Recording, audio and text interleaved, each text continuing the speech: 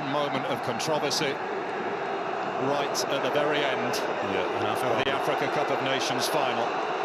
Could be ending in joyous fashion for Morocco's fans, but in a very unsavoury and ugly fashion if you are Senegalese.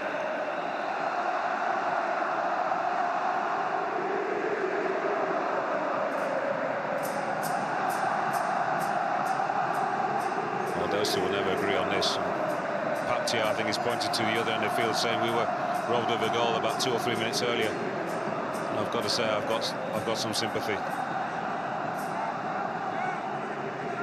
Yeah, he's saying that, you know, the whistle was blown early, and early, but erroneously as far as I'm concerned.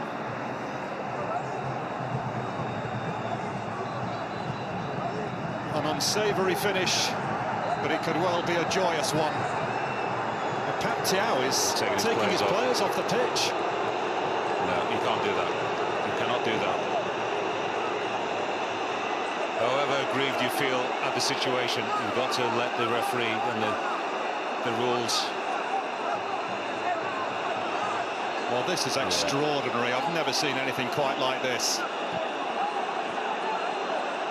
I've got some sympathy, but this is not a good look.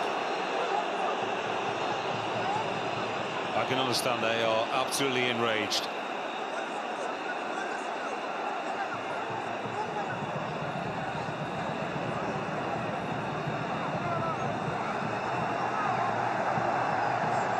Let's see.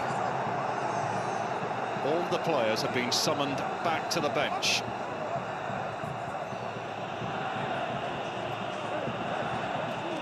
I mean, you can understand why they're so upset. This stage of the game, a decision like that goes against them.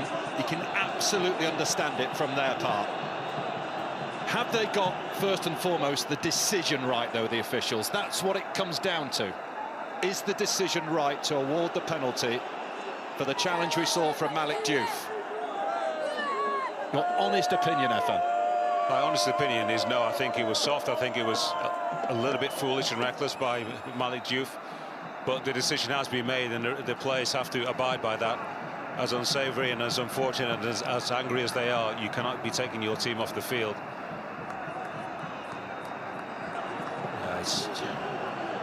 Whatever happens now, it's not a good look for African football, that's for sure. Officials have to get to grips with the Senegalese Football Federation if they have. One of their men on the touchline close to it. He pulled him away, but we see that, like I said, you run the risk when you've got your arms around the neck of a player like that. Yeah, Diaz made the most of it. He knows that he's not going to get on the ball. He's saying that's a penalty. Of course he would. So we have this incredible scenario where there are a couple of players of Morocco inside the Senegal penalty area, waiting to get this penalty taken. But Paptia is absolutely adamant that his players are going nowhere at the moment. Yeah, we're seeing again the free kick that was given against Abdoulaye Seck, which I think was very soft. Yeah, that's no foul. That happens 3-4 times, even more than that, every afternoon, every evening in football all around the world, and more often than not, the referees will not penalise the opposing player. And there has been a recurring theme throughout matches that Morocco have been involved in, that opposing teams feel that the host nation have been awarded decisions in their favour.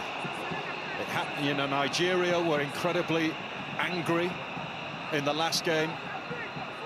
It was put to Walid Regragui that his team are getting the benefit of the decisions. He said absolutely not. The only advantage we have is playing at home.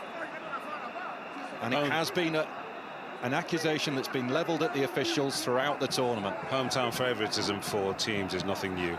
And yes, you know, you will get things, you know, one or two things that ordinarily would not go your way on neutral territory or indeed on opposing soil.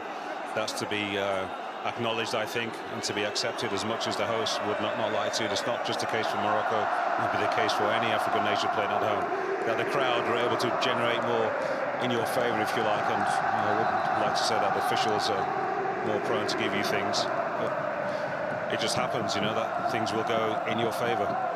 But what is Pep Thiaw hoping to achieve by bringing his players to the side? The decision has been made. It's nothing more at the moment, it would seem, than just an obvious protest. Yeah, that's clear. Yeah, you know, that's exactly what it is. You know, the penalty will get taken. Of course, if Senegal refuse to return to the field, and then the game, you'd imagine, will be awarded to Morocco, which would be a terrible way to end this competition. Well, they're leaving for good now.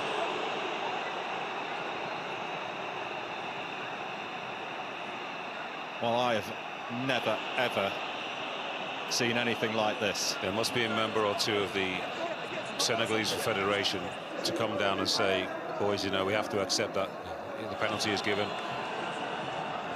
As aggrieved as we feel. Nuno Metsu. Perhaps some words of wisdom from the old sage. Well, Sadio Mane is staying out there. He has not gone back to the dressing room to join his teammates. He has stayed out there. And who knows what happens from here. I have absolutely no idea what happens from this point. It is so unprecedented. Well, can you take the penalty without the goalkeeper? I don't know what the rules say on that, you know. Well, Mane will have to go in goal at this rate, because Edouard Mendy is back in the sanctuary of the dressing room.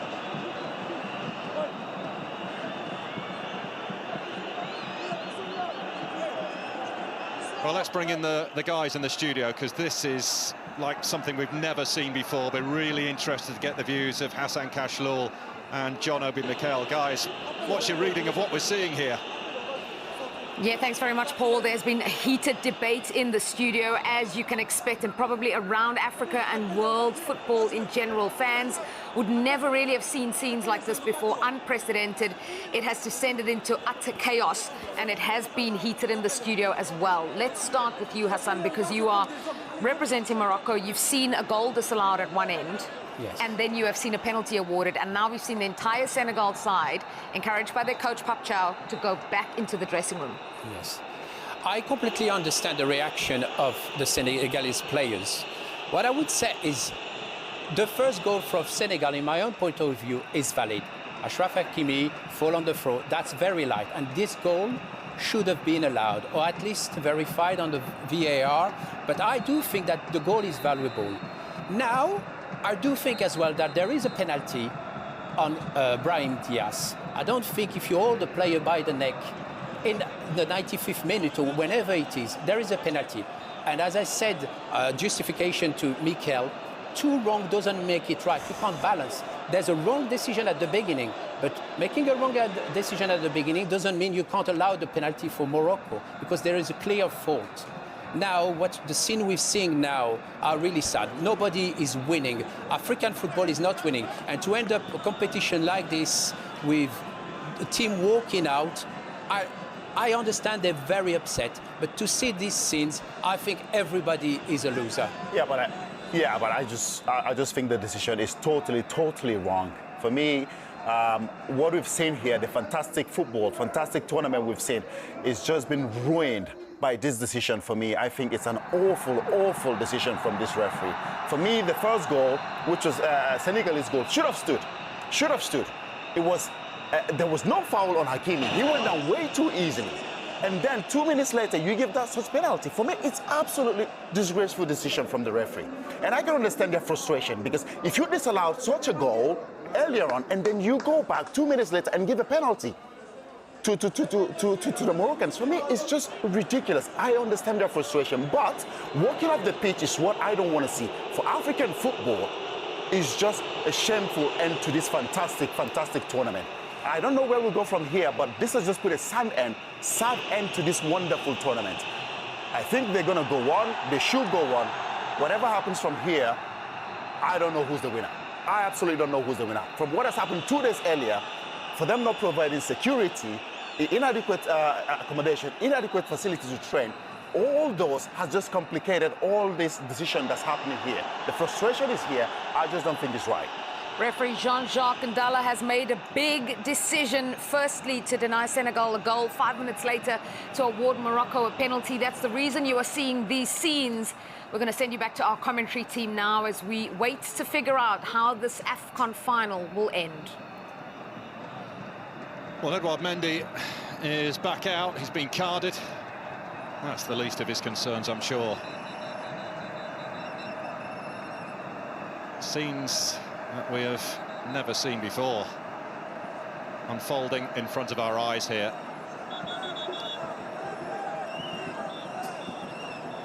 I don't know who the peacemaker was who has managed to persuade Senegal to come back out. They have come back out. They had to, really. They had to. There was no way that they could leave things as they were. But the guys are right. I mean, you know, John Obi Mikel put it brilliantly. This is a shameful end to what's been a wonderful tournament and ruined. It is, unfortunately. The penalty has to be taken, of course, to be scored, missed or saved. Mendy has a chance to make himself a hero and take us to extra time. And Brahim Diaz has the opportunity to make himself a proper Moroccan national hero. And Brahim Diaz, who has been... The referee should leave him alone. We don't need to see the referee. The referee should leave Mendy all alone. Brahim Diaz, who has sparkled throughout this tournament.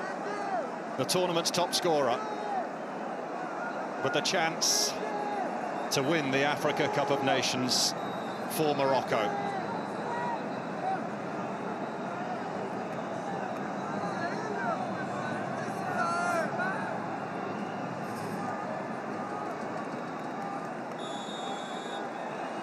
The most extraordinary end to a game. And still we wait, and Brahim Diaz has to recompose himself again. Psychological warfare from Edouard Mendy. It's the second time he's come up to Brahim Diaz. She had passed on a few unpleasantries, you would imagine, the first time. Certainly not wishing him good luck, that's for sure.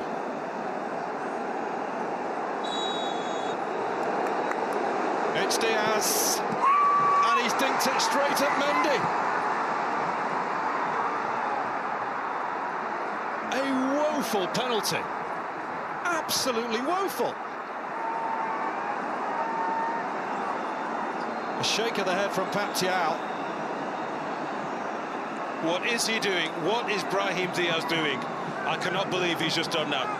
Too clever for his own good. He looked nice and concentrated and composed as he was lining up to take it, and then to do that, that's absolutely ridiculous. I cannot believe that he's done that.